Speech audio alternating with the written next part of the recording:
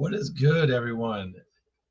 Man, off to a shaky start already. That is not good for me, and hopefully that isn't a sign of things to come with our Chicago Bears here coming up with the Week 3 matchup against the Dallas Cowboys.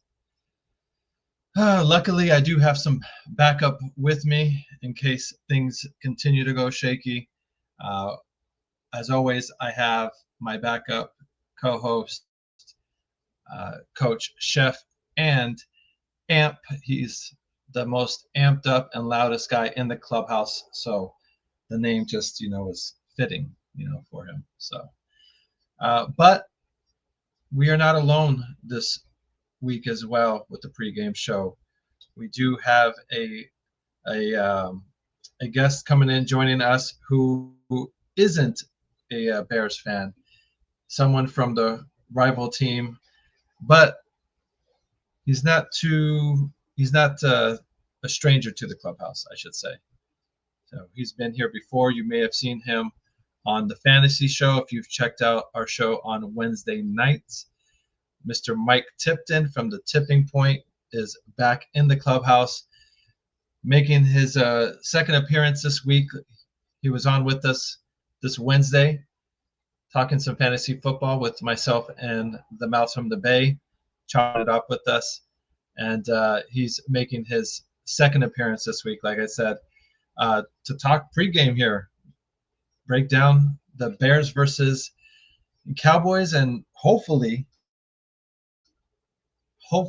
we can see our Bears lose their O and get their first win of the season and not start off 0-3. So I know at the beginning of the season a lot of us weren't necessarily expecting playoffs from this team, but we starting off 0-3 still doesn't feel good. You still didn't want to see that, especially after getting 50 points dropped on us last week, versus Detroit. We're kind of already behind the 8 ball, losing not only first 2 games of the season, but both of those games being a division game definitely doesn't help things at all. So, but before I get too much more into it, let's go ahead and hit the intro and get the show started and bring in the rest of our guests.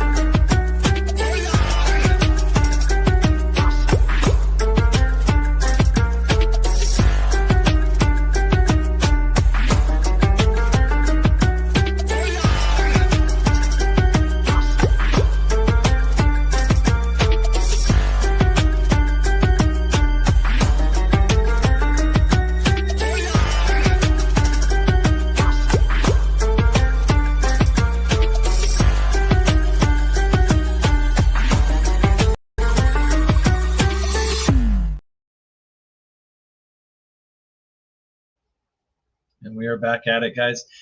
Thank you for joining us here at the clubhouse. If you haven't already, please hit that thumbs up button. The Bears season depends on it, so we need you to smash that thumbs up button so the Bears can try and get their first damn win of the damn season. So I'm trying not to curse too much. It's too early in the morning for it. I know the morning games have already kicked off. I've already been doing my pre-game show, getting ready part. So hopefully you guys are off and running, doing your part here, enjoying your Sundays. But like I said, we have a tough game ahead of us. Our defense continues to get hit with the injury bug. We are going to be missing Kyler Gordon again, along with TJ Edwards will also be out missing this week. So, and then of course Jalen Johnson, is more than likely done for the season. He is on IR. So guys like CD Lamb and George Pickens and Dak, they're licking their chops looking at the Bears defense because they are wounded, and it's, like I said, barely week 3 of the season here. So needless to say, the offense and Caleb Williams needs to stop taking these little baby steps that we see him, development, and need him to actually take some bigger leaps into his development and develop into an actual NFL and Bears, quarterback been searching for and dying for, ever since we've had this franchise for the part. So,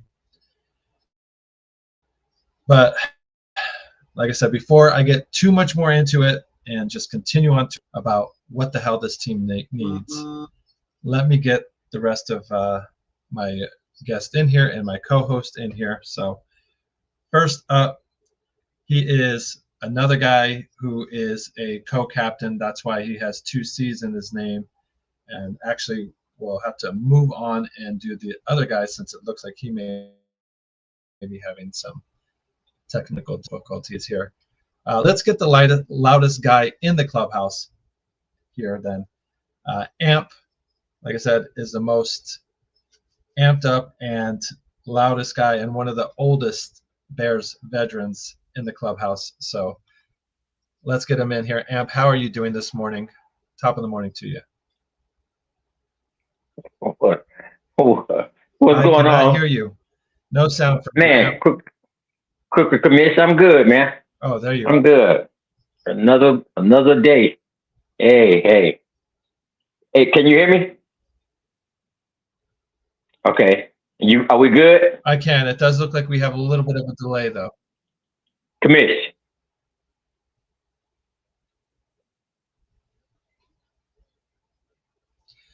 All right, that's the same thing I'm getting from you. Hold on, I'll leave. I'll come back in because I'm getting the same thing from you. Yeah. Yes. Okay. So sorry about that, guys. Let's start this over again. Let's go ahead and bring in the guy with 2 C's in his name, just like me. So he's a co-captain, and he's a coach. That's why we call him Coach Chef. How are you doing? Top of the morning to you. Good morning. How you doing? How's it going? Is there a lag on mine too? Not too bad. How are you feeling? I don't know. I don't think so. I'm just making sure. I'm okay. I'm actually I don't know, man. I need something Chicago sports wise to go right for me this weekend, and the Bears are my last hope because my Fighting Illini just made one of the worst showings I've ever personally seen in a football game on Showtime. I mean, on primetime television. They just got 63-10 by Indiana, and they're number 9. They were number 9th ranked in the nation. So I went to sleep last night, or I left work last night, feeling very non-positive. So. You got me? Okay. Yeah, I mean it's never fun when your team gets worked over like that. So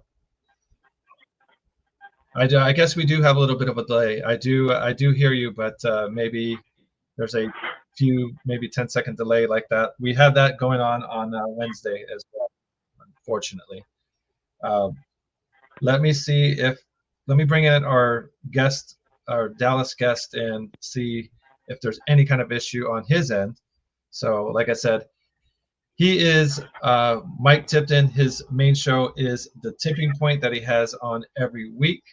And like I said, he is our Dallas Cowboy guest of the week. Mike, how are you doing? I am fantastic.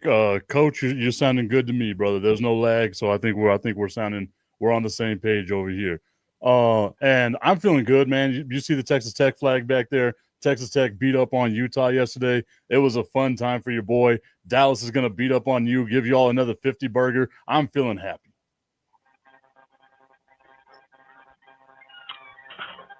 You can see the optimism from one of us and not the rest. I'm hoping that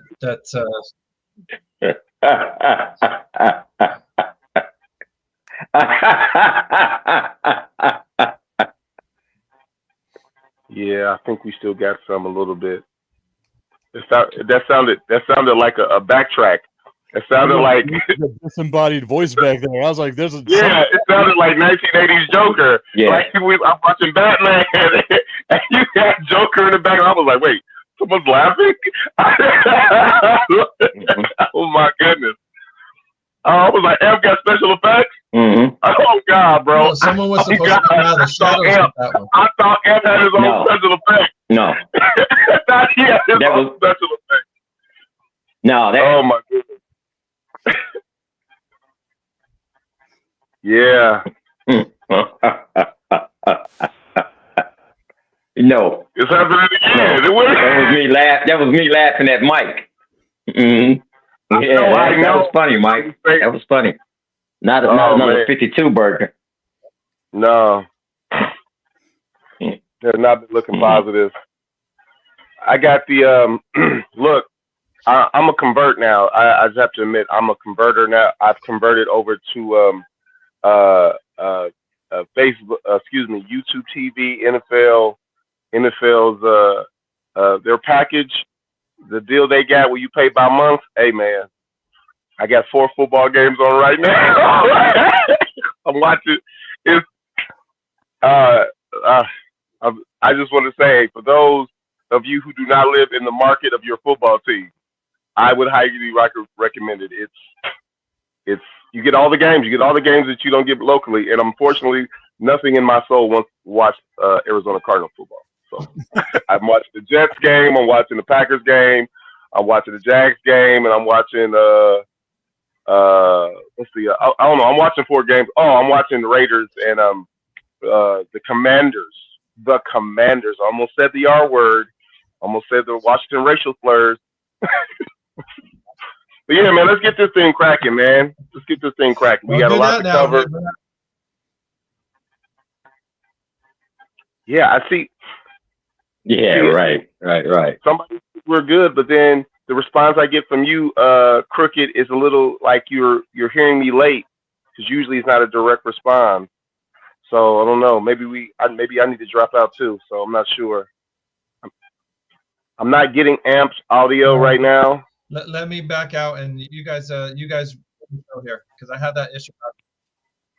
Okay. How about me, Chef? I'm getting you on a delay too. Like I'll get you talking, and then I won't. Like I'm looking at your face, but you're not saying nothing. And then we'll get the sound from you, and I'm not getting direct automatic volume from you. So like if you say hello. No, I didn't get that at all. Probably. Like I'm getting static. I'm not static. I'm just getting your voice is delayed. That's why we thought he had that. We thought he had that Joker soundtrack going with him. I promise you, I thought he was Jack Nicholson in 1989 Batman. I was like, yo, this is crazy. All right, look, well, we're 15 minutes into the show right now, live. Obviously, I just want to tell everyone, like and subscribe. Doesn't cost you anything. Hit us with the HBO special. Help a brother out. We need your support to give you more of this quality content on our network, Chicago Clubhouse Network, obviously. This is the Bears pregame report. It's Coach Shep, obviously. We've already been introduced. Mike Tipton. Obviously, I've seen you on the shows on Wednesday reviewing fantasy football. It was really nice to have you on the show, repping your Dallas Cowboys, man. Just a quick reference, I did just finish that Netflix docu-series, which I guess is supposed to be Jerry Jones' way of doing his last dance or some version of that. I'm not going to lie, the best parts of it were Michael Irvin. I'm sorry. The best parts were Michael Irvin. What did you think of it? I mean, so I loved it. Like, obviously as a Cowboys fan, like I loved it, but when it came to an end, I hated every damn second of it, because I'm like, dude, this was 30 years ago. Why are we doing the last dance for 30 years? You're still the owner. You're still the GM. You're still in all the power. Why are we doing this? Like, oh, look how great I was 3 decades ago. Dude, do it now. Like let's do something now to make this team, like, they're always going to be relevant because of the Dallas Cowboys.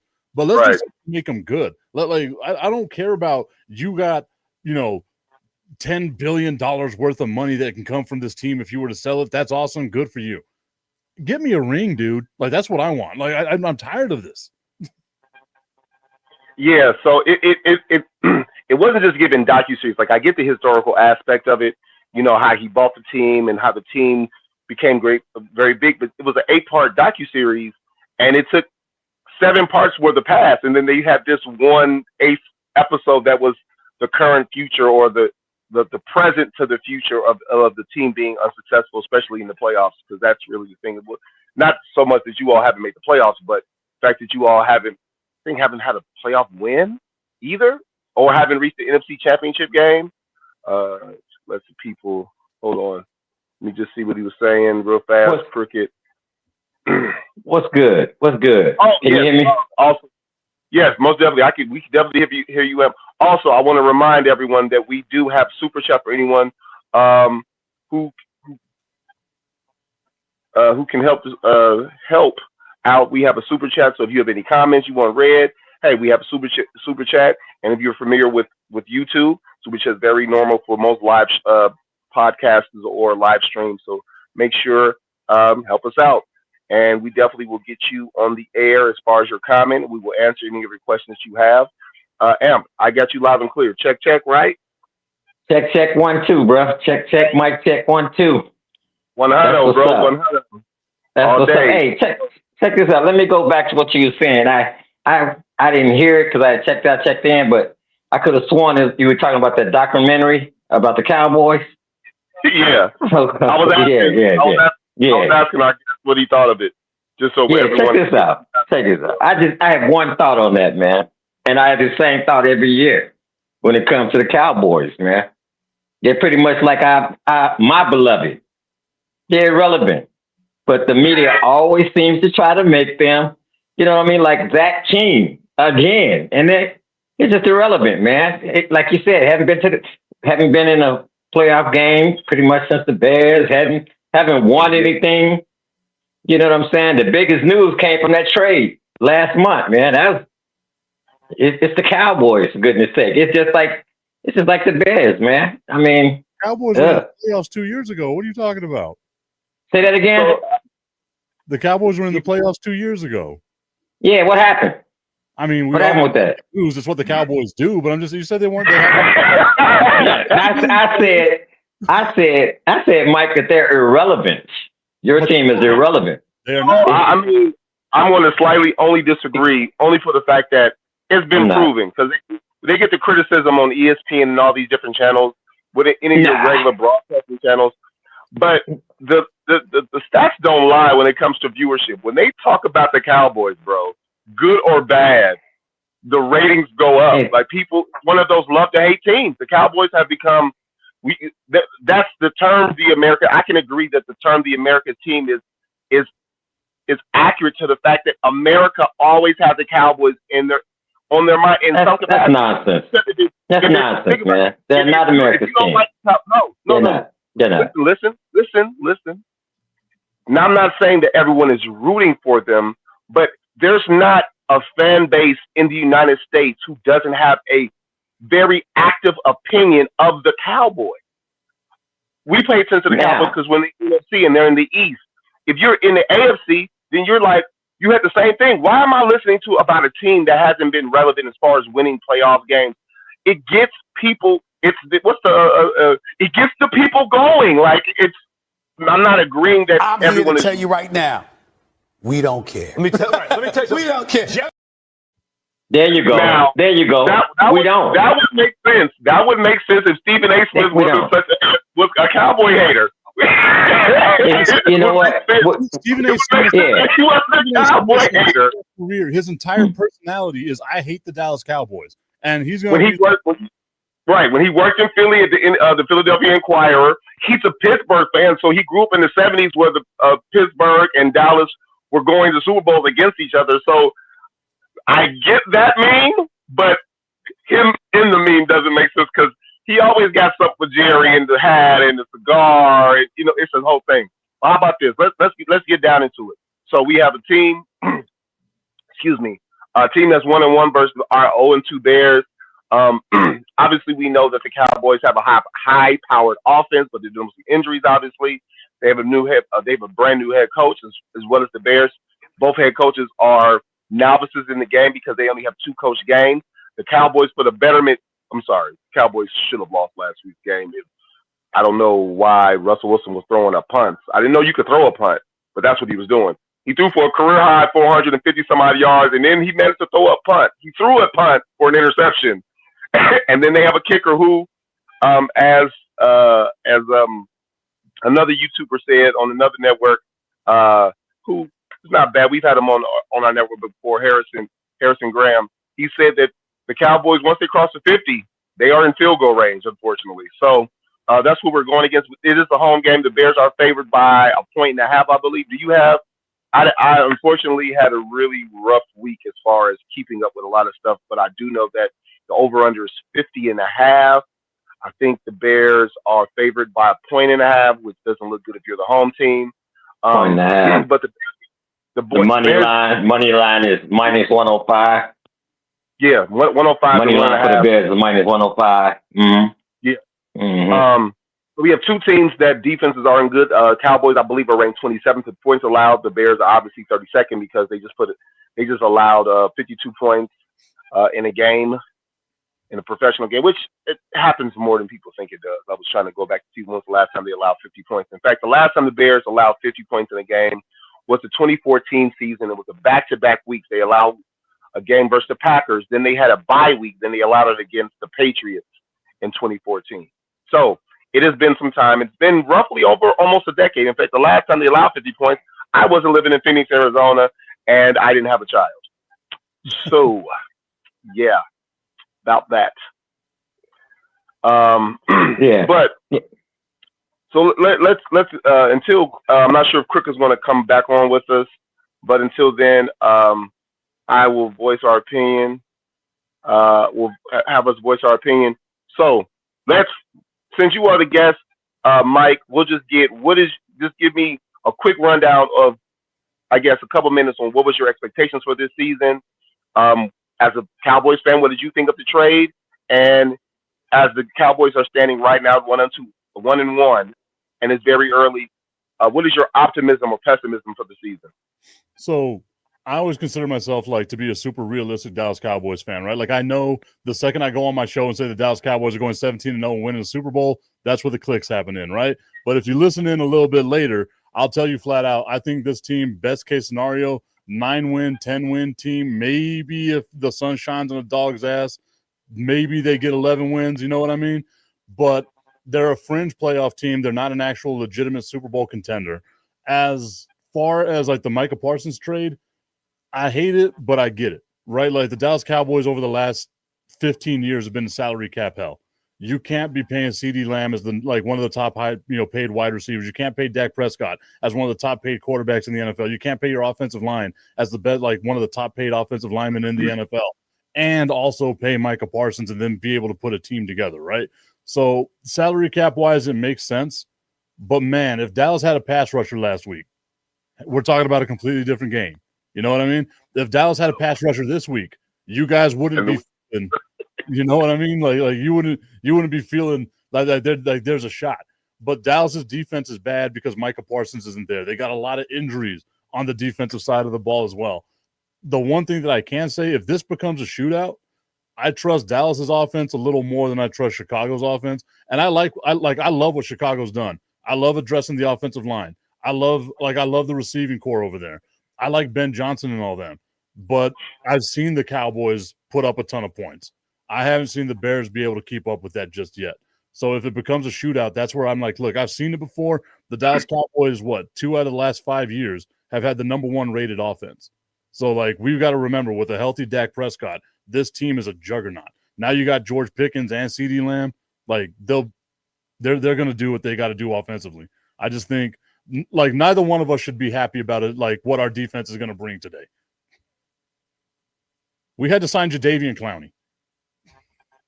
I mean, at least somebody signed him. I thought the Bears would at least give him a look, but he's probably looking for a team that has more of an upside. He should have came to Dallas. He should have gone somewhere else. He ain't winning the Super Bowl here. I mean, he's going to get paid. He's going to get paid. He's going to get to rush the quarterback. So Obviously I agree with some points of yours and I disagree with some other points, but the idea that you're a realistic fan is refreshing sometimes in the world of fandom when we are low key fanatics. Hey, Amp. So after the loss last week, obviously you weren't on the show last week, but after the loss, how did you feel immediately after the Bears essentially got their ass whooped? That's what it was. It was a good old fashioned ass whoop. You know what?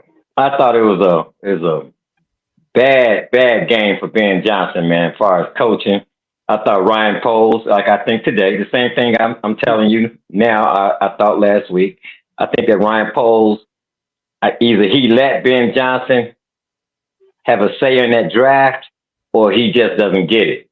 You know what I mean? To draft those picks, all these picks that we have, inactive first round picks, not playing, second round pick, not playing. It's just a plethora of errors, man. You know what I'm saying? When all these picks, these first and second round picks, not dressing, for like what reason? And then, most importantly, man, I go back to the draft. So why are we drafting tight ends, man? When that line is bums and the offensive line is bums. You know what I'm saying? I believe, I thought number 18 had a better game, even though it was a blowout. I thought he had a better game against the Lions than he did against the Vikes. You know what I'm saying? It wasn't like he lit it up, but I just thought he was a little bit better. But that offensive line is still buns, man. Our line is buns. And I'm not going to start talking about the defense. Love our coaches. Dennis Allen, Eric Mahinmi, Antoine Randall, Ben Johnson. We got coaches, man. I don't know if it's an attitude, you know what I'm saying? But something is missing, man. Somebody's not doing their job, man. I always stress the C's. You have two C's. I always talk about those C's. Like when your team, even like, for example, when we scored, like nobody is like, going up and down the sideline and, getting everybody fired up. Nobody's doing that. The kid, number 18, may throw a fist up in the air, when he throws. There's no leadership on that team, man. And what I think is going to happen, if we can't get Dallas today, it's going to leak. It's going to spill out. It's going to spill out of the Bears organization that players are unhappy, players have given up. And I hate to say that because it's professional football, man. You don't want to say that your team or any player on any squad, if you're a fan of the game, has given up. And so that's in the back of my head. But today, I just have a lot of question marks. I do know for one thing I do know for certain is that secondary of the Bears, like you said, CeeDee Lamb, Pickens, man, they should have a field day today. They should, because if Noah Swall, our linebacker, has to cover anybody, we're going to have a problem. Now, he's decent at stopping the run, but in coverage, dropping back, I don't get it when Dennis Allen does that because we don't have the pieces for that. But just my opinion, though. So once back again, to you. Yeah. It's a little off again, but that's all right. Obviously, very valid points. Obviously, I agree. I want to take a different adage on the game last week. I think that's 100% on the defense. The defense couldn't stop anything. They couldn't stop a faucet from leaking with a wrench and some stucco. Like they couldn't stop anything. They allowed 28 points in the first half. Now, the last touchdown should not have been allowed. The referees obviously made an egregious mistake by allowing an extra play after another play had been ran and then reviewing that play. So it was like you can't replay a play after a play's been ran with the spike of the ball. Like that's two plays, and they went back and reviewed it and said the guy was out of bounds or there was time on the clock that was 6 seconds. So that's egregious. But you still, even if you don't allow that, that's still 21 points. The secondary didn't look good. I know that in our group chat for our channel, people were just saying that Tyreek Stevenson looked awful. Now, he didn't look good. I know when he's been targeted this year, he's been targeted 8 total times in 2 games. He's allowed 7 catches. I think that they played a team that was a high-powered team, and I don't Jalen left, to me it didn't matter who was being thrown the ball to. They were completing the ball because the timing was better. The offensive team was better. The touchdown Tyreek gave up to Amon-Ra, the one in the red zone off the quick out. That there's no way you can stop that. The one-handed catch by the guy on the sideline. Somebody in the group was like, "Oh, if he got his head around." I literally just watched Emeka Ibuka have a one-handed catch on literally a top 5 cornerback for the Jets. And when you put the ball outside and the guy catches it with one hand, looking back or not doesn't stop you from stopping there from catching the ball. So not excusing. I'm just saying that some things are inevitable. If you throw a perfect pass to a great receiver with a one-hand catch or just a one-hand catch by any receiver, you're not going to stop it whether your head's looking back at the ball or looking at the receiver.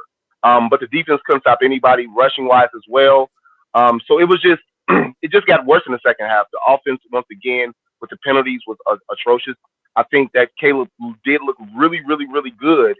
But the improvement for Bears fans, for those outside of myself and those who are a little more realistic, they want to see more drastic improvement. You scored 21 points. You could say that the second touchdown was in garbage time, but they scored the points. But the defense is 100%. What is Dennis Allen going to do this week to change that? Because his defense hasn't looked very good. You don't have the manpower to run a lot of man. So are you going to have – I mean, coaching tells you can't run man if you don't have the bodies to run man and you don't have the personnel. You're missing your best cornerback. You're missing your nickel corner. So what are you going to do? So let's kind of move on a little bit with previous week. And I do agree with Mike on the sense that if the game turns into a who can outscore who, I unfortunately put more trust in the Cowboys can put up those points more confidently than the Bears until shown otherwise. Cricket won't be joining us, obviously. He said he's having some issues so he'll just be producing today, so it'll be just us three. He says, Mike, you good with what has been seen out of your new coach, or should they have stuck with McCarthy? I still think it's super early, right? Like, we've only gotten 2 games. The game against Philadelphia, they looked okay, right? Like, if it wasn't for that rain delay, I think killed all momentum in that game. Like, it was such a fun game. The rain delay happens, and everyone's like, let's just get to the end of the game. We don't care what happens right here, right?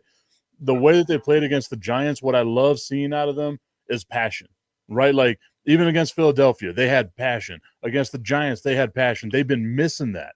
Like Mike McCarthy's such a stoic kind of dude on the sidelines. He's not going to, get too high or get too low.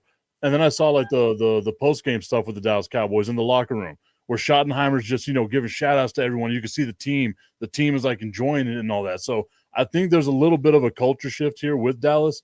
But, man, we got 2 games of seeing what Brian Schottenheimer is, and so far it's 1-1. If you ever get judged off of just being one-on-one, you're in the wrong damn profession. You know what I mean? Like we don't know what it is yet. We got to see what the whole year is going to be like. But what I would say, going back to what Amp said about this game, right? Like if Chicago loses, then you're going to start hearing a bunch of stuff like all that noise, because that's what happens when a team loses, right? I think it's how they lose. If they get blown out again, yeah, that noise is going to be loud. But if they're competitive in this game and, you're right there with the Dallas Cowboys, you lose by a field goal, you lose by a touchdown or anything like that, I think it'll still, that's something to build on. Like, if Caleb Williams can have a pretty decent game and he's not the reason why they lose, I think those are building points. Once again, I see your point on some of those aspects. I think if they lose, it's how they lose. I know when we review what the final. Unfortunately. Well, I got you, Amp. 1 second. So, but yeah, I think that how you lose is important. But I do remember as a player and as a coach, especially at that level, especially at the highest level of the NFL, that moral losses don't count. But how you're perceived by your fan base and by quote unquote the media will go a long way on producing that. TC915, I'm assuming you're a Cowboys guy based on some of your comments. You saying that I get a comment earlier that said the offense looks better not under McCarthy. I mean, McCarthy was an offensive guy. It looked better than it did with McCarthy. I don't know, man. McCarthy is known for offense. His last 2 stops. But we also have to remember. Go ahead, Aaron. What is your opinion?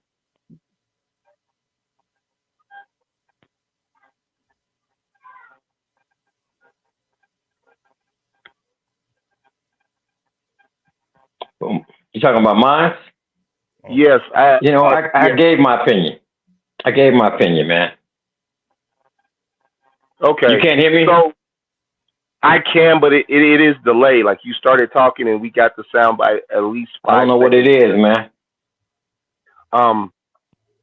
Yeah, he's on delay again. Yeah, Cricket said he's producing right now. He says you're on a slight delay.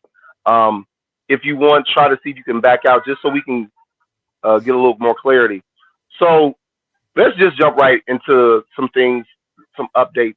So obviously we have some injuries to talk about. Obviously Deron Bland is out, one of the cornerbacks, so that looks good for the Bears, obviously. But then something I've never seen on the pregame report is I see unspecified for Trayvon Diggs, your kick returner Turpin, and from your tackle Tyler Guyton. It says unspecified, so I guess their game time decision. Obviously the Bears are dealing with a lot of injuries. We got at least 5 guys automatically out. Obviously, T.J. Edwards, Kyler Gordon's up. We have 4 guys on the injury report with hamstrings. So I don't know what I have to say about our conditioning. I don't have to say about our training staff.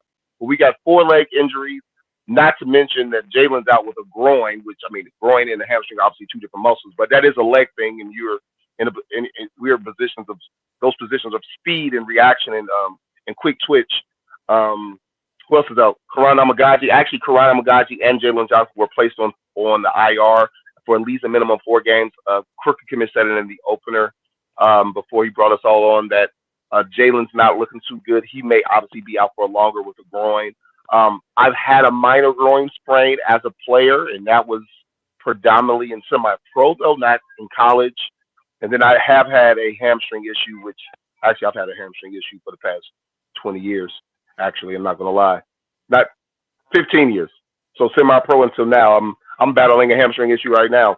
But at this elite level, obviously, they're ramping them going 100% is going to really affect it. And you can't go out there with a bad hamstring, even if it's 70%, because any extension of that hamstring, whether you're going for a ball or stopping or starting, is going to affect it. Obviously, the report also is Jalen. It's not the same injury lingering from the offseason when he missed training camp.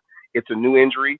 If you rewatch the replay on his PBU of breaking up the Amon-Ra pass on last Sunday, he extended to go get the ball. He was trying to accelerate. So when he went for the ball, you could tell he tweaked something. So I'm not saying it's good news. Obviously, it can't be good news.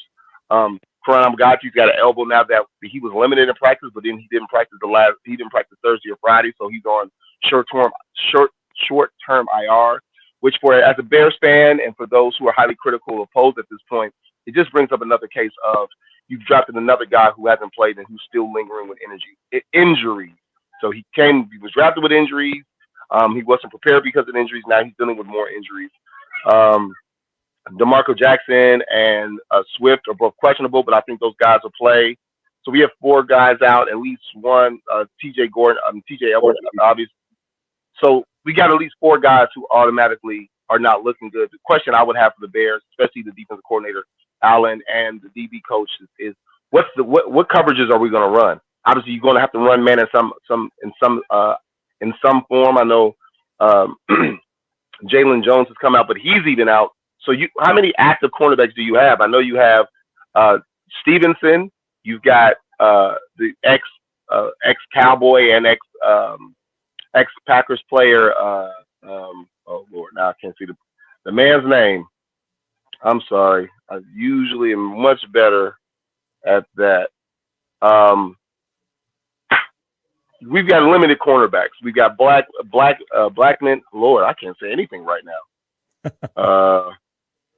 Trying to find. Give me 1 second. I apologize. I usually have the names in the back of my head, but I'm drawing the blank. I was going to blame it on my children making noise upstairs, but I'm not going to do that. I'm going to take accountability. Yeah.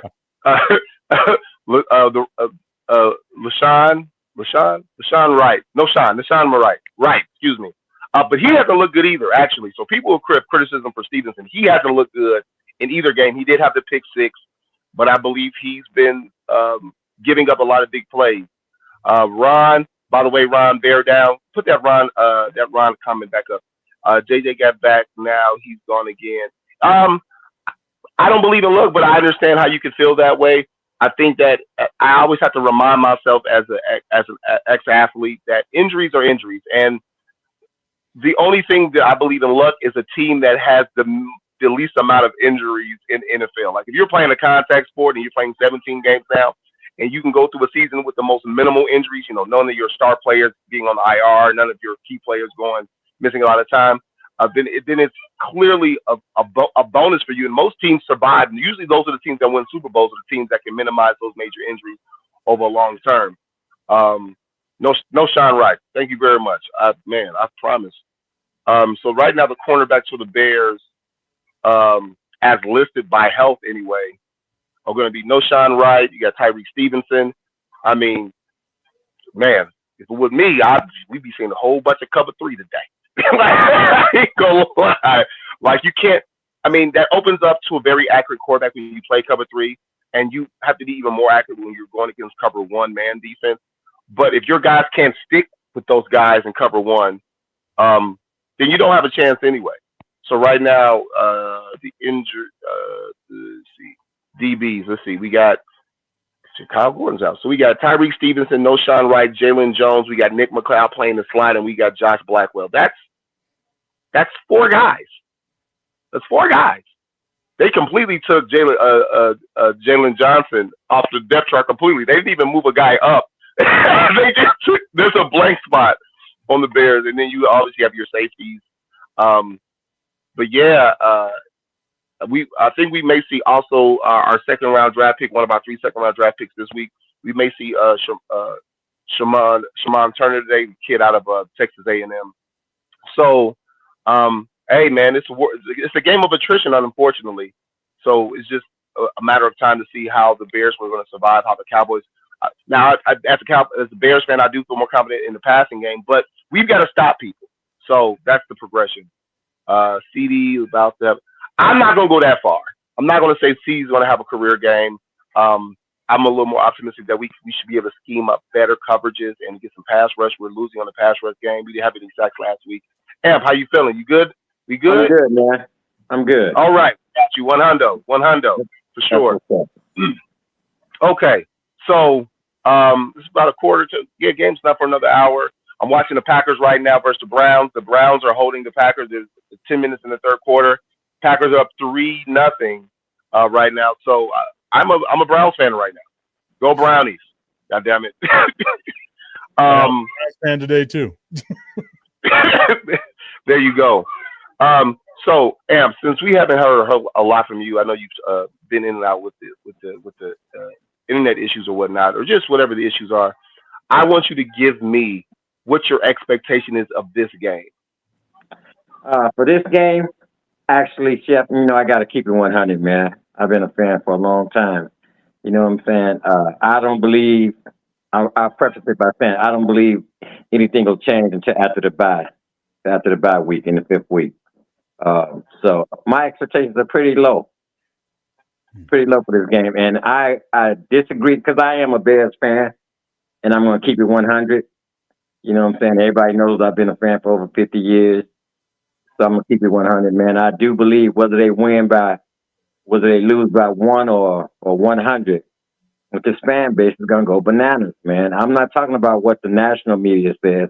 I'm talking about Chicagoans, real Chicago Bears fans are going to go bananas. It could be 1 or 51. It doesn't matter. If we start off at 0-3 again, if we take that Green Bay game out of there, man, we on a 16-game losing streak, something like that. If we take that Green Bay, that last game out, you know what I'm saying? So my expectations are like, hey, bear down, always bear down. You know what I'm saying? It's any given Sunday. You know what I'm saying? But from what I see, I don't see leadership. I don't see what Ben Johnson is putting out there. Initially, he's putting out there, we're having a great practice. You cannot be having a great practice every day and then come out and think up a joint like that. You know what I'm saying? Undisciplined. You know what I'm saying? So I'm pretty pessimistic about this game, man. Till I see something different.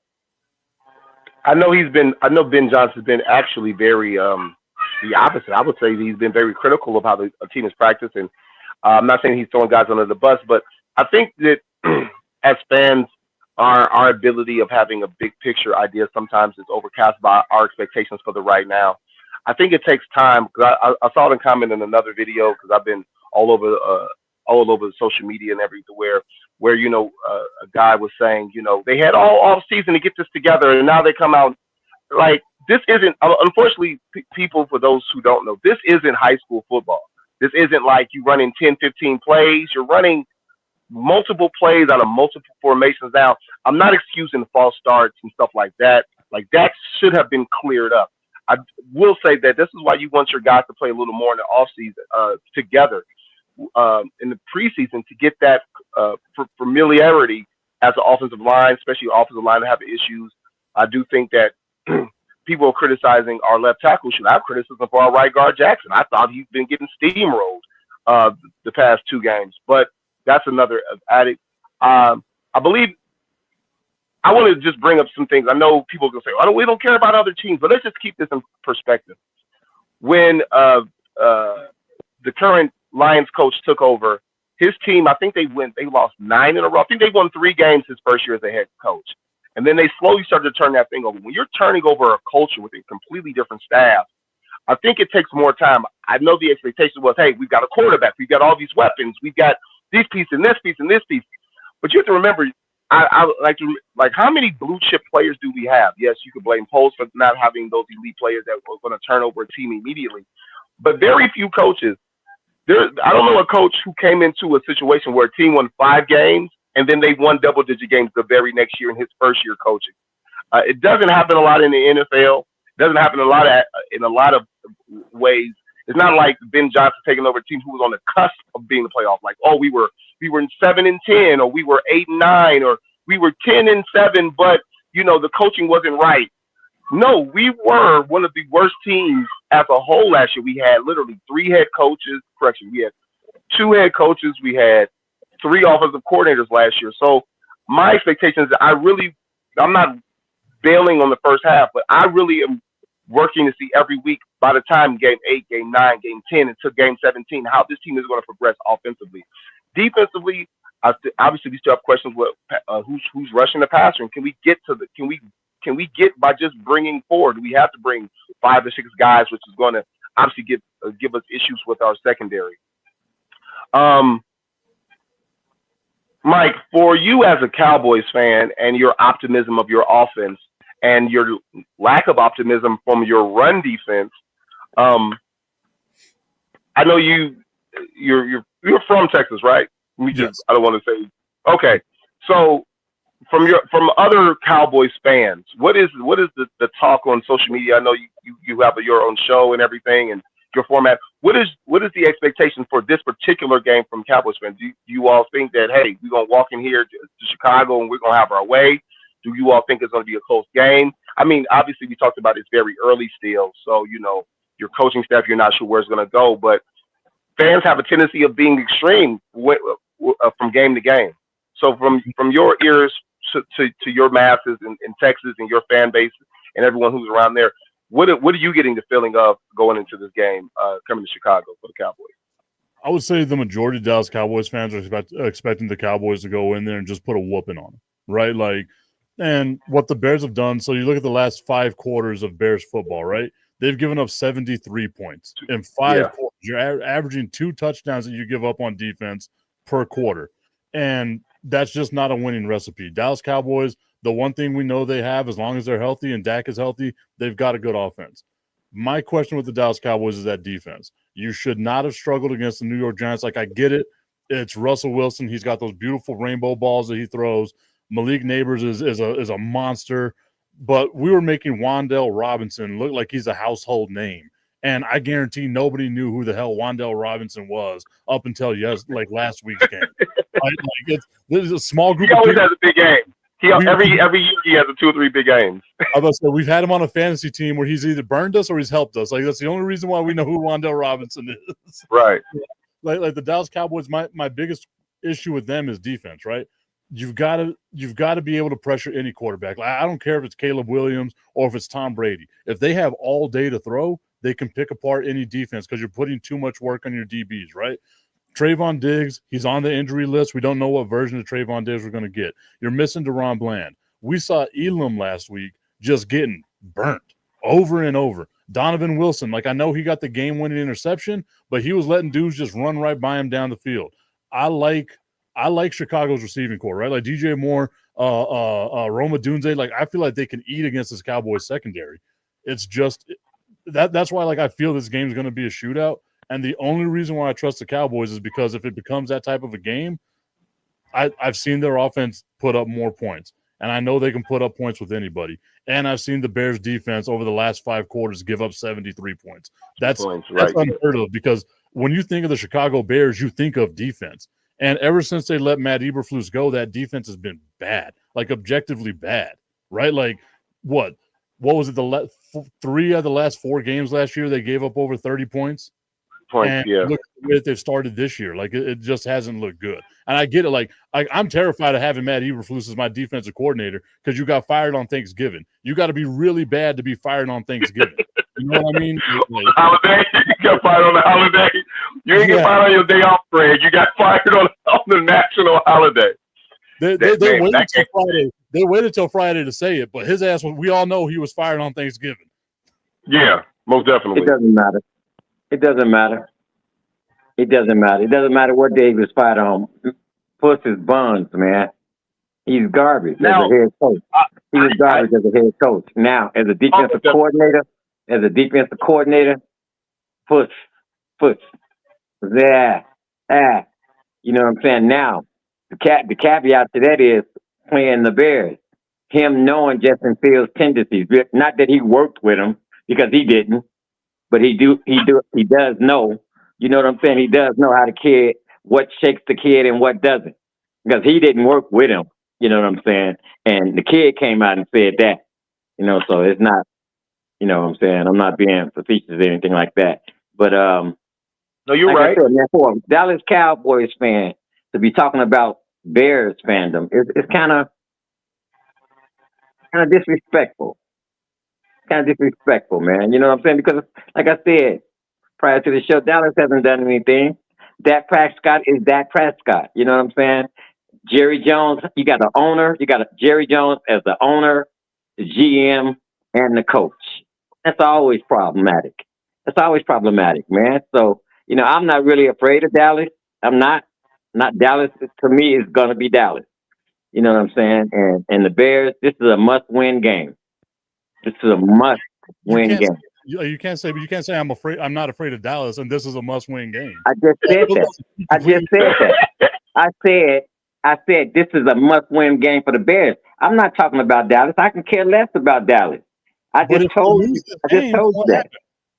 I can care less about Dallas. And yet every game is a must-win, but this is a must-win for the Bears. This is a must-win. We go 0-3. At worst, you guys go 1-2. Yeah, this is a must-win. This is a must-win for the Bears. You know what I'm saying? So I could care less about the Cowgirls.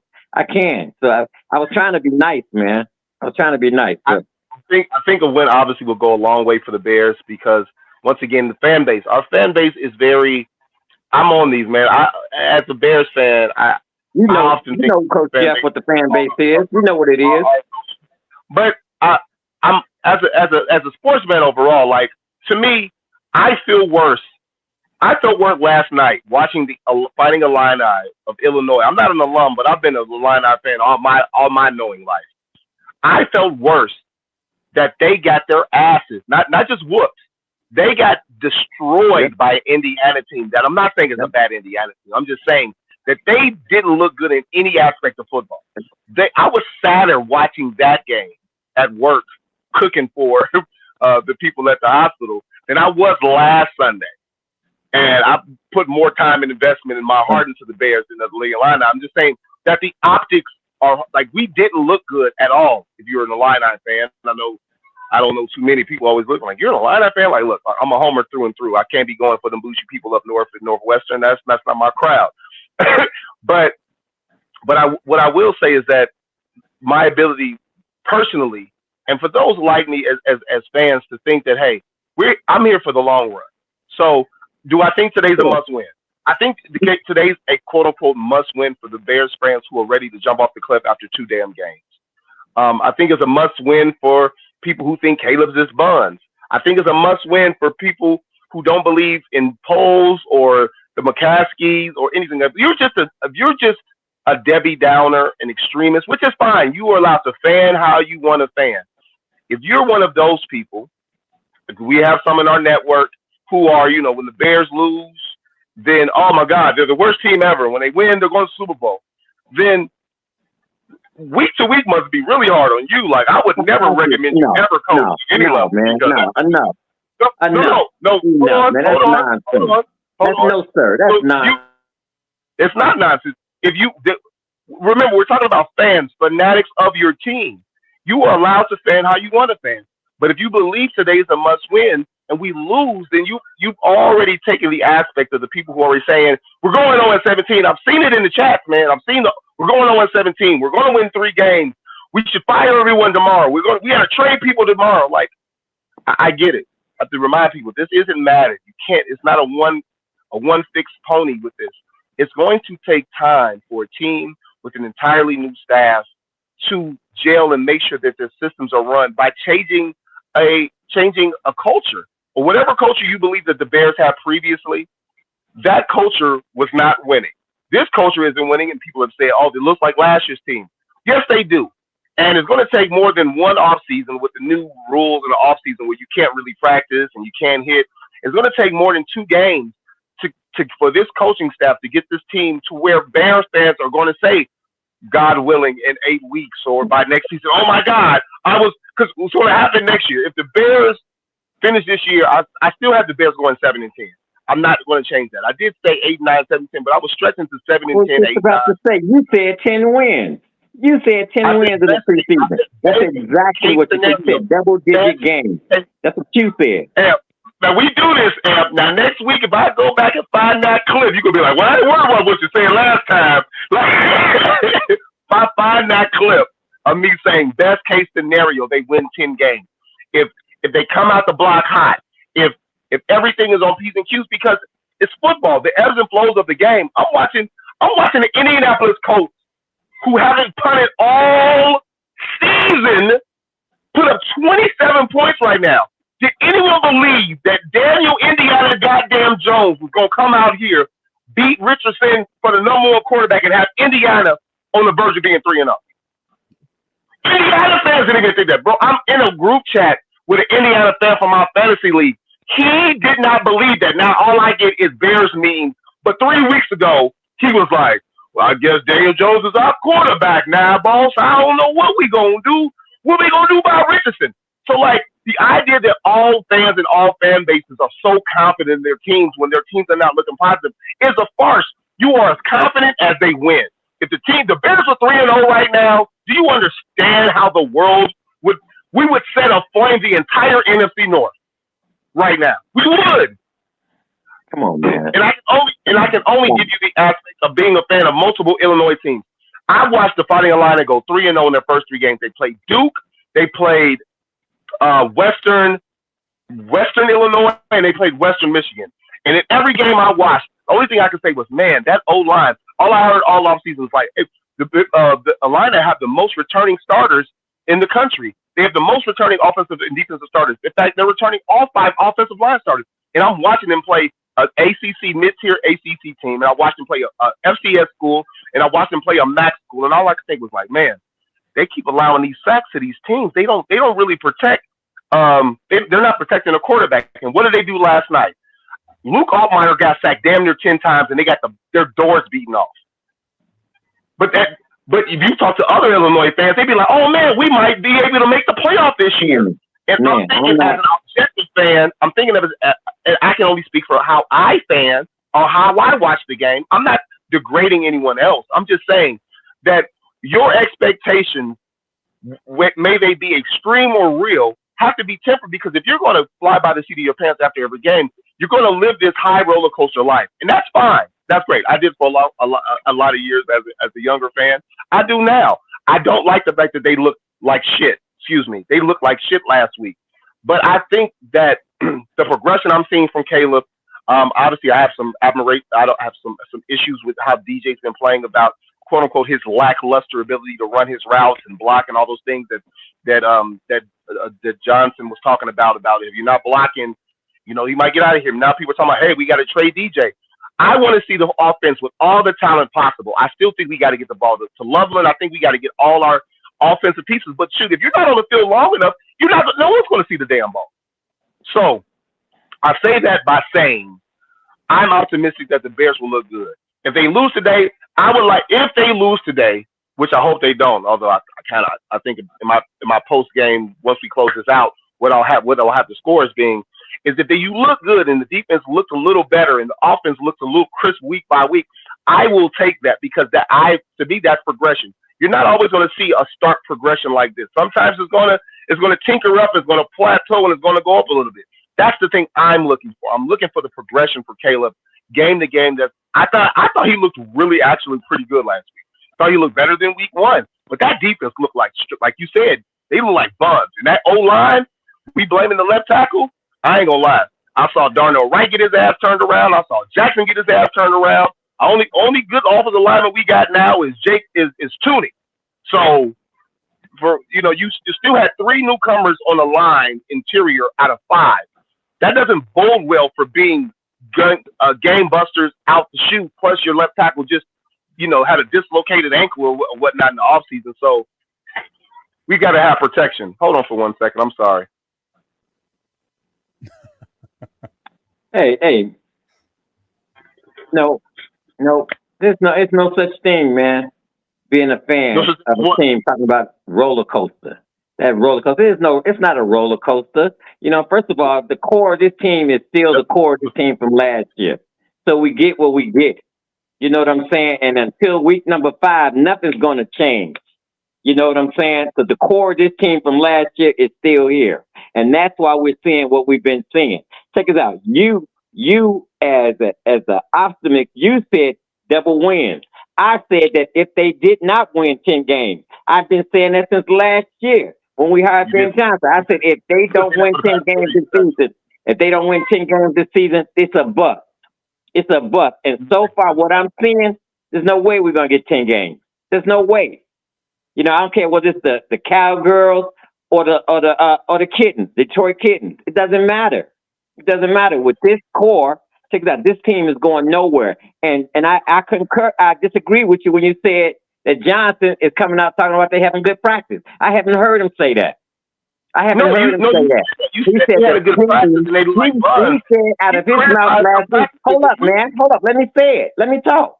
I'll let you talk. He said out of his mouth last week that his team didn't play hard.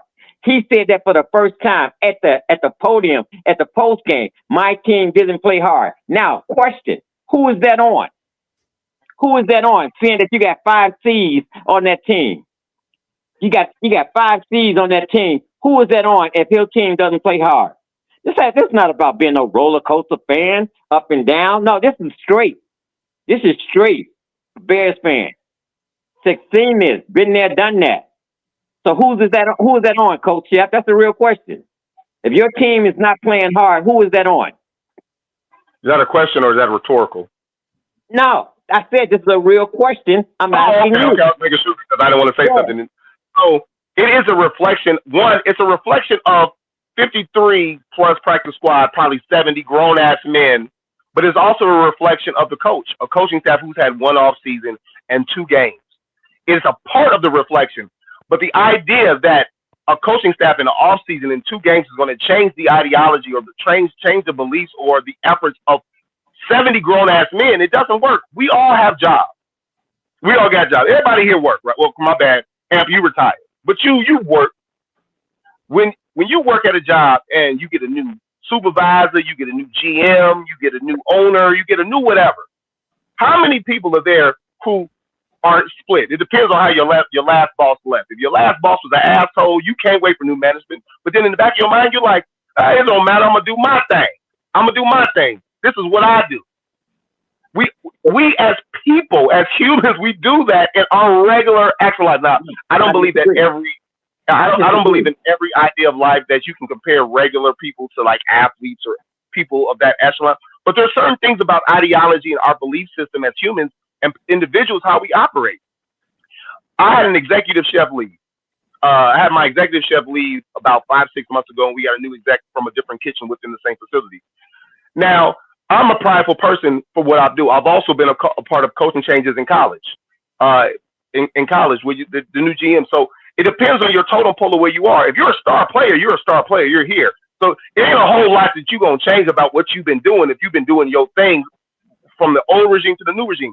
But in college, I was a mid-tier, bottom of the totem pole. So I'm in prove-it mode every single practice. The guy who was a senior, the junior, the guy in the NFL who's on their live contract who just got paid, they're not on the hot seat because they still getting paid. Those rookies, those guys who are trying to make the team, those dudes are fighting for their lives, just like in a regular athlete. If I just got hired and we got a new GM and they got new hires, and they bringing people in constantly, and I didn't, whether they looked at my reviews from my last supervisor, I'm like, man, I've got to prove that I'm worth the value of what they're paying me or the hours they're giving me, or I've got to make myself look better for this new supervisor, new boss. It's not called faking it because some people are like, I ain't faking shit. This is what I've been doing. I've been rolling and I've been here for 20 years and they got to adjust to me. That's just how we work individually. So yeah, it is a byproduct of the coaching staff. But that coaching staff hasn't even been here for a full season to end. So there are some players, let's just say DJ Smith, since he's the one who is the inkling of how people feel about not giving effort. If you believe he wasn't giving effort for the last regime, what is going to make you think that ideally he was going to be changing for the new regime if he's the quote unquote number 1, number 2 receiver, unless something drastic happens? Nothing. I'm not just talking about Moore. I called Moore out last year, and you told me I was wrong on that. I'm not talking about DJ Moore. I'm talking about the team as a whole. Check this out. I've worked jobs, and if you're a team player and not a slacker, check this out. It doesn't matter if a new management come in, a new sous chef comes in. It doesn't matter. If you're a team player, you're gonna rock. You're gonna rock it out. So nobody's gonna have to tell the new sous chef that Ant is a good grill guy. He's good on the grill. You know what I'm saying? You know what I'm saying? Nobody's gonna have to tell him that. He's gonna know that. He's gonna see that. So that's what I'm talking about. And now I have a question for Mike, real quick. And that's individual. You're not talking about the full establishment of all the players, all the people active on the team. That's the only thing I'm conveying is that everyone individually is going to take their own aspect of where they believe of their status, and then that's what I just said. It's a team sport. That's what I just said. I have a question for Mike. Real quick, Mike. What do you think of Eberflus as a D coordinator? Like my big issue with him, and like I said this all offseason, is I don't know what to expect from him, right? Because I didn't see the Bears defense the way that I thought I was going to see the Bears. Like if you're supposed to be this great defensive coach, even if you're the head coach, the defense kind of translates, right? Like you look at a guy like Wade Phillips, whenever he was the head coach of any team, they always had a good defense. Eberflus's defense seemed like up and down for me. So whenever Dallas hired him as a defensive coordinator, I was real iffy about it. I don't trust this coaching staff. Like as a Dallas Cowboys, I don't. Brian Schottenheimer was an offensive coordinator whenever we were letting Russ cook, and he was out here giving us hot dogs and ice cream for breakfast, right? Like it was not good cooking what Russ was giving us. We got two coaches who, whenever you put a lot of pressure on them to be the best, just haven't lived up to it. Now you got a first-time head coach with Brian Schottenheimer, with Matt Eberflus as your defensive coordinator, Kamish, Tommy, like all the people that have been a part of my show have been telling me, look, Tip, he's going to be an okay defensive coordinator. I haven't seen it, right? Like I wish I could go back somewhere and be like, oh, okay, yeah. But I also feel like maybe there's personnel issues, right? But then when Dallas gets rid of Micah Parsons, the expectations for the Dallas Cowboys defense should have tanked, because you can't get pressure on the quarterback. If you're just going to leave the corners like on an island by themselves, Dallas Cowboys had a bad run defense last year. The last couple of years, they've had bad linebacking play. So for me, it's like you let the one star go that could have helped Eberflus look good, and now we're looking at how bad this Dallas Cowboys defense really looks. Because Eberflus doesn't blitz, so he's banking. Eberflus is banking on a rushing four. He doesn't blitz a lot. He's basing on coverage. He doesn't actually run a lot of man-to-man defense either. Like maybe he might change because his personnel is more man-driven, but with the injuries, you know, he's a cover 2 guy. And that's not what Dallas has run predominantly. They've run a whole lot of man in previous years, and they've only brought 4. You know, they played a lot of man-free and letting it go. So that now, based on what Eberflus did for us, you're right. Previous was about you said, as soon as they let Eberflus go, I think it was 3 out of the last 5 games they allowed 30+ points. So the defense went down. Of course, his DC was not a DC that Bears fans were a fan of, and he didn't call plays until Eberflus was let go. Eberflus was calling the plays for the defense. In fact, when he was calling plays, Eberflus had to take the play calling back away from him because the defense wasn't running efficiently. So he's kind of one of those. I think Eberflus is kind of one of those above average DCs. Like the defense is going to be good, but it's never going to be a defense where it's going to be top 5 in turnovers or top 5 in. They're going to be a bend but don't break consistently. Is how I read how Eberflus is as a DC. He is obviously a much better DC than the head coach. Obviously, that the record doesn't lie about that. But I think that without any pass rush, like the Bears didn't have, the Cowboys defense is going to be some trouble because if you can't get 4 blitzes, if you can't attack with 4, I don't care if you're running man or you running cover 3 or cover 2, you're going to get burned over time. Like that's inevitable. So this is what we're going to do. We saw last week too with the Dallas Cowboys defense. Whenever they were in their zones, it seemed like the safeties had no idea what the hell they were doing in them zones. That's why the top was always taken off of them. And that's, to me, where Chicago could eat. And that's what I'm saying. Like, the Bears defense, I don't know what to expect. Again, super early in the season. The Cowboys defense, I'm kind of expecting them to just be, like, 20th. Like, the best I could see this team would be, like, 20th best defense in the NFL. And that ain't nowhere near where you want to be if you just brought in a brand-new coaching staff. Is Clowning playing today, Mike? I think he's going to play, but it's going to be super limited. It'll only be on like 3rd and long. Yeah, okay. I predict he gets his first sack of the season today. Of course you do. Hey, I'm a realist, man. And that bring back that Dana comment. I don't know, super chat or not. I want the comment from a guy named Dana. Dana Tana? Oh, Dan. I'm sorry, Dan. Dan. Yeah, bring that Dan comment about tanking. Mm-hmm. I'm sorry. I have a few things that makes my blood boil about professional sports, especially football, and it's that word tanking. Not a lot of words pisses me off. Not a lot pisses me off, but no, not that comment. Okay, I'll read this one. Here it goes. I want the Bears to tank, honestly. A new coach's first year is usually to see who's going to stay around for the following. Yes, hold on. The Lions were awful under Campbell's first year, and they made it to the playoffs. Okay, I'm sorry. My trigger word was tanking. I'm sorry, it was. Before we get into the score and any of our betting options, I got to address that. That's just a trigger word for me. You don't fucking excuse me. Let me start it again. We've been working on not dropping F-bombs. We've been working on not dropping F-bombs on the shows lately. There's no... Don't do drugs. If you're doing it, stop it. Get some help. There is no tanking in professional football. I don't care what the GM or the owner believes. You don't tank with people's lives. Sure they do. This is a full-contact sport. There are people who have CTE, people who are tearing bones off of tendons, concussions. I know this is the run-of-the-mill in the average life of 3 years. You don't preach tanking in football. You play 100% every down, whether you're a team player or not. You're playing for the next team. You're playing for your next opportunity. I don't want to hear nothing about no goddamn tanking. That's absurd. Sure they do, Coach. Sure they do. That's how we got the number 1 pick overall. Sure. Look. Sure they do. Having a bad team because you don't have enough talent is one thing. You think that's all it was? Coaches to go out there and lose, it's a completely separate thing. Because some of these people ain't gonna get jobs next year. I'll be damned. Whether I was in high school, whether I was in college, or whether I played semi-pro, because that's the highest level of football I played.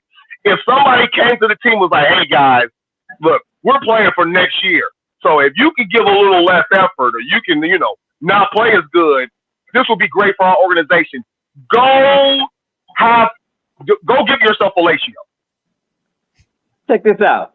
Go give yourself fellatio. Check this out, man. Everybody's entitled to their opinion. Don't give yourself fellatio. Check this out. No, sir. Don't light into them like that. Everybody's entitled to their own opinion, man. Don't light into the best like that. Don't do that, because check this out. There is tanking. There is tanking in the NFL. Yes, there is. I'm not saying the Bears are tanking. I'm not saying the Bears are trying to tank. I'm not saying that. I said the quarter team is bad anyway. And I said that. Dan. Come on, man.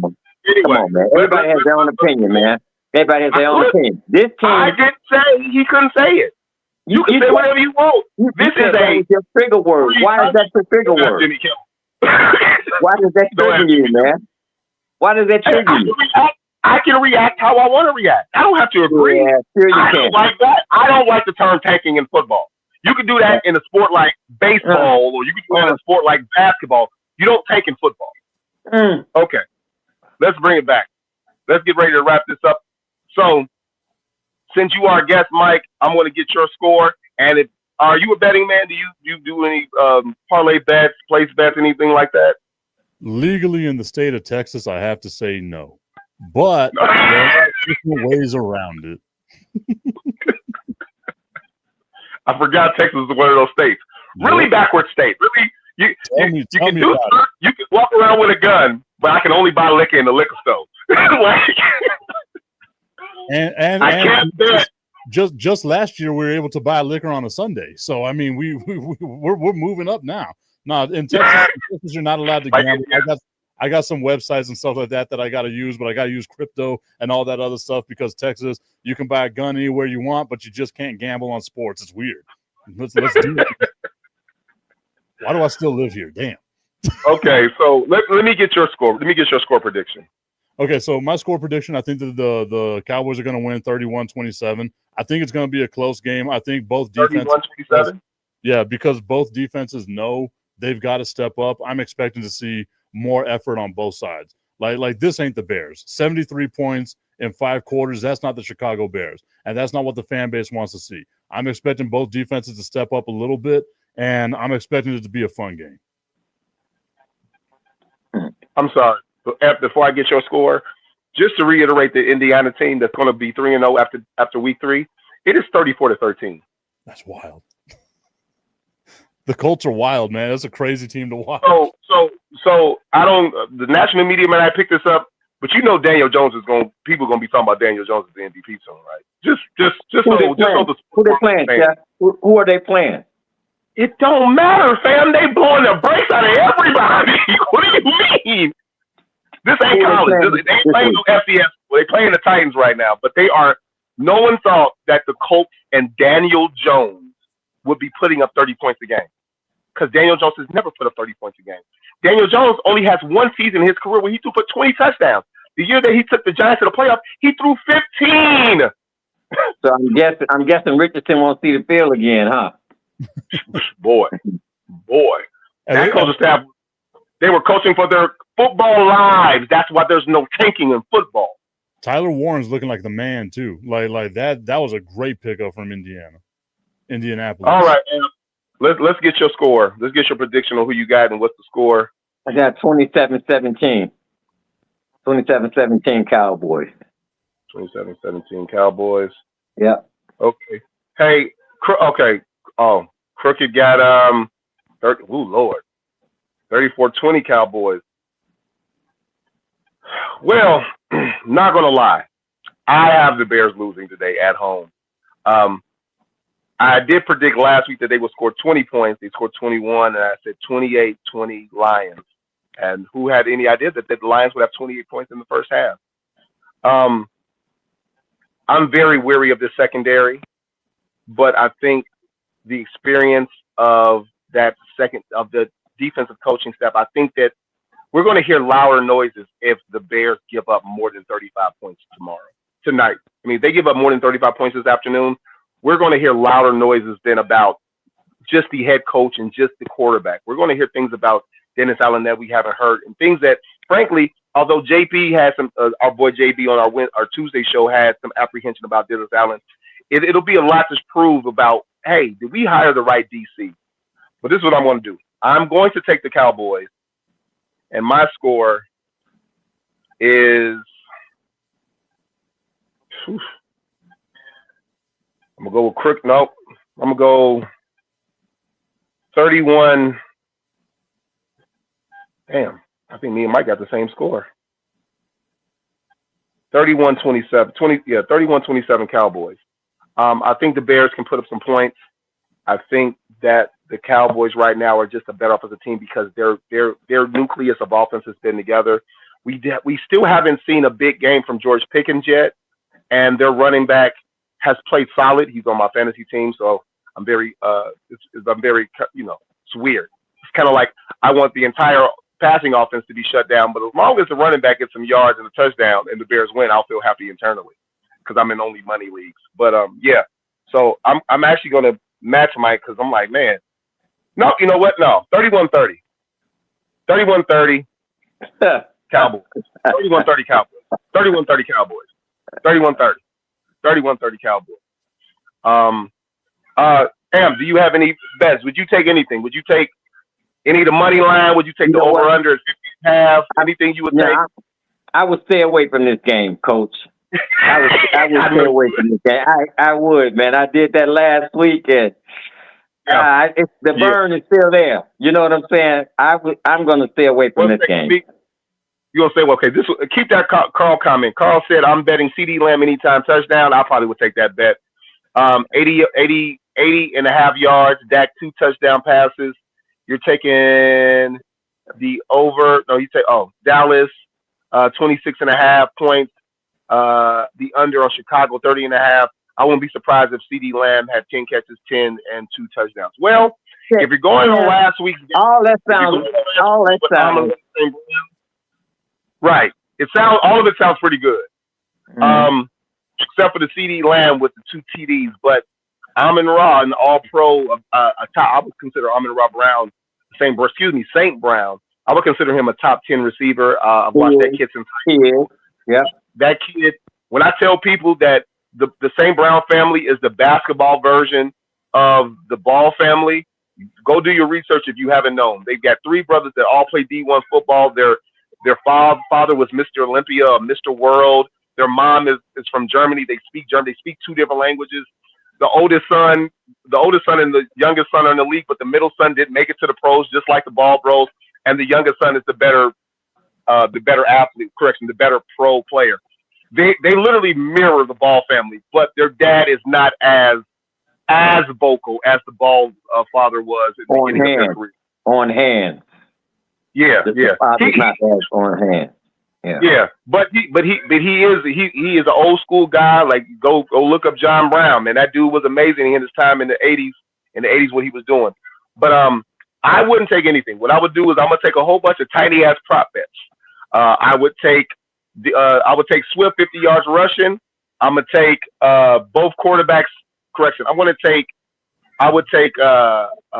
Dak over 225 passing. I'm staying safe because betting has not been my friend since I moved to Phoenix.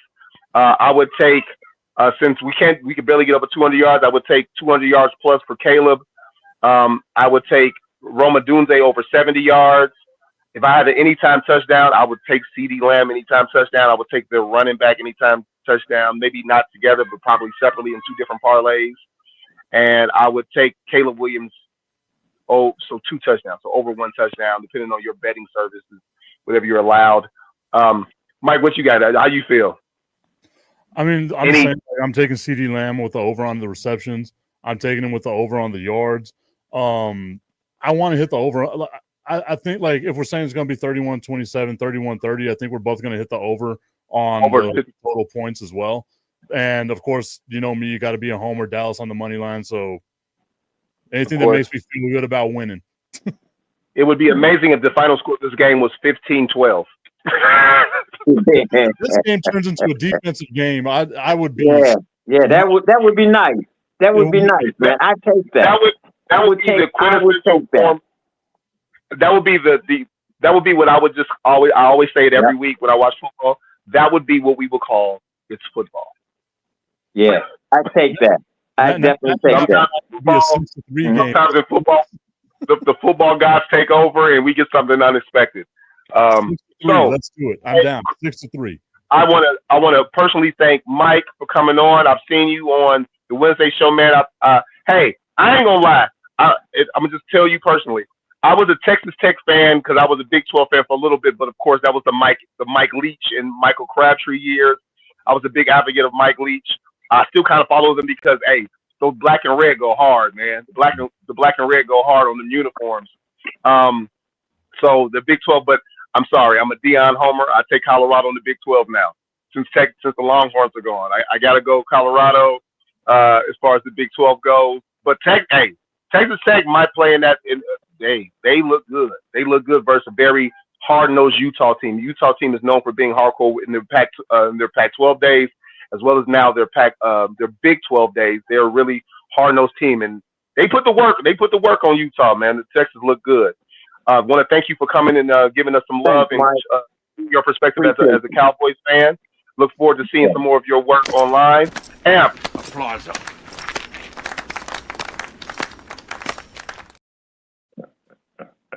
Gene Hackman and Quick and the Dead, baby.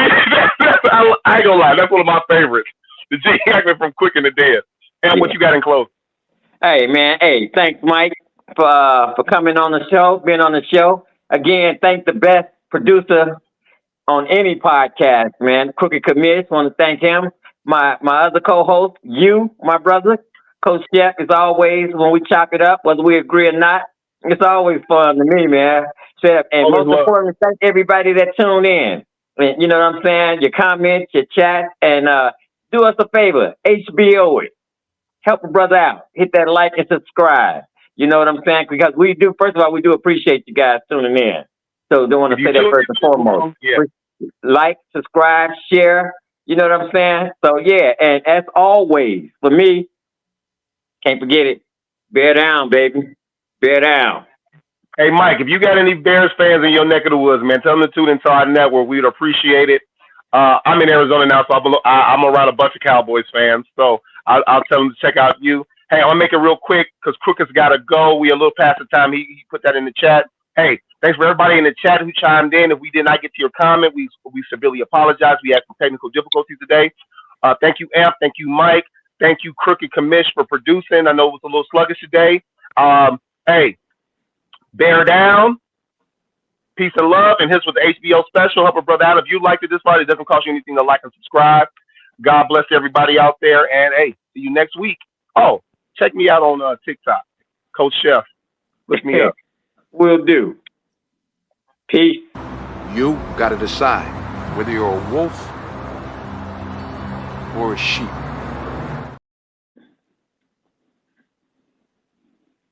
Appreciate it. This has been a Chicago Clubhouse Network production.